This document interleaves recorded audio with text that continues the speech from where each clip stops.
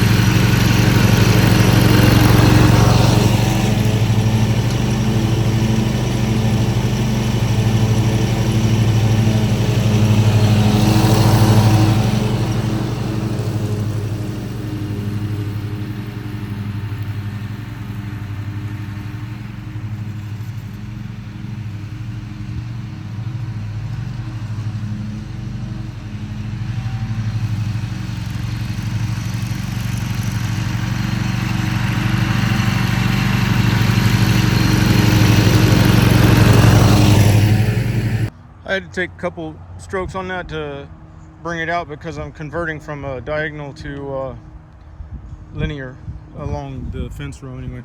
So what's it all about? Well, when you're mowing three-dimensionally, your focus is more on evenness as you look down into your turf, not just across the horizontal plane.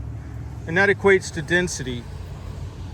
And when you can achieve that in these areas where there's poor soil and close to the equator, then what you gain is the ability for the soil and the lawn to hold more moisture between rainfall. Part of the component that lets you do that is not just the shading of a taller grass and canopy. It's from the activity of soil microbes that take material, the clippings, down into the soil, opposite of what ants do. When they do that, they increase the soil's fertility overall. And when they increase the fertility, then that supports the vegetation. So also is another factor, if there's a fat cloud floating across an area that's basically equivalent to a sand desert area, it's not going to have any moisture to give off to help it trip over into rainfall. If it's floating across the surfaces that have 3,000 times more moisture retained because of organic entrainment and support of soil microbes, then there's more chance that you're going to get an uptake of moisture that will trigger a precipitation event. And the difference between a day that's just straight heat from sunup to sunset and a day where there's a half-hour break because of a short shower is compounded. It's not just, it's not just, oh, you get 30 minutes of reduction of solar intensity. No, it's a factor 5 or something, it's quite a bit more beneficial than, So, and then another factor is too, though, with this, if there's not enough rooted plant in fertile soil to offset solar variations, fluctuations in solar intensity from either solar flares or changes in the atmospheric condition, then there's not a plant like grass out there that's able to upregulate growth in a manner that offsets that variation in solar intensity. So then when you don't have that offset, then you're going to have runaway geothermal conditions where it just seems to get hotter and hotter. And there's a lot of problems aside from this. Is if you have more moisture retention, you have less problems with moisture availability. Right now we're being forced onto a public water system, so people's personal choices are impacting people who made better choices. they're talking $7,000 per property with house, $4,000 per without. For me, that's going to be tens of thousands of dollars. Okay. But what's the funny thing is, the wells that they want to connect to, that they're running the pipeline for now, are at only 30% capacity of when they were originally put in. In other words, their wells are failing. It's the biggest Ponzi scheme you ever saw. They don't have the water for the additional customers. They don't have the water for the customers they have now.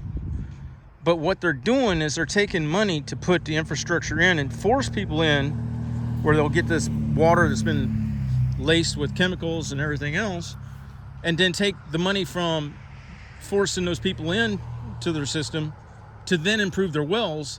And then it'll be just like Hillsborough County. They'll find out in a few years, even those wells can't keep up with the demands of people who are constantly irrigating and making poor choices and not triggering daily rainfall. So if you want more government control, go for it. You're going to have it, because then when they control all water, which is where they're nearly at now, because then the next step after the wells can't keep up is they'll scrub up your toilet water and send it back to you like it's fresh to use. Put fluoride in it, everything else, chlorine. You won't even be able to grow a plant for food without using their water, and they may even find a way to put genetically modifying, enhancing properties into the water so that your crop then is dead the next season, so they can patent a tomato, patent everything, and without it you're done. So this is a real bad scenario that's playing out for us right now in Central Florida. We can't support this number of people with the ecology that we're structuring on our properties. It's a choice that we're making. But I'm the only one, it seems, that cares about enhancing the environment, not taking away a little bit more of the nutrient layer every time I mow. Not trying to monetize centuries-old living soil just for a few bucks. Instead, I'm trying to recreate living soil through organic entrainment with the raking process and other means, taller cut. And with that, then improve our weather. And when the weather has that cyclic pattern that lets it alleviate excess moisture and stuff, you have less intensity of storms. And there's all kinds of factors that I just don't want to go into right now, because in general terms, nobody listens beyond what's in it for me. But with this messaging, there's so much in it for you that if you don't understand, it's not like immediately you're going to get money, right, for doing this.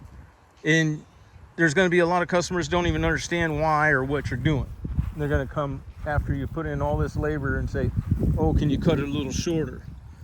And it's going to be frustrating as hell, because then you got to go back into the whole pitch on, no, it'll kill out the microbes, it'll kill out the mycelium, it'll,